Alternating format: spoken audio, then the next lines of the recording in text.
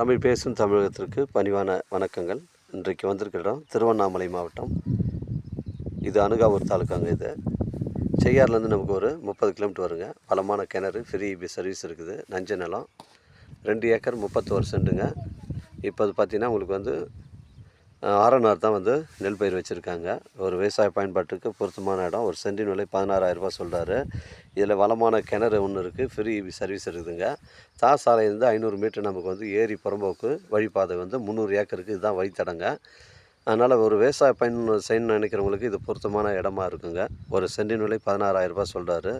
Document தெளிவாக இருக்குங்க. விலை விவரங்களை பேசினா நம்ம நேரடியாக ஓனராண்டு பேசிக்கலாங்க.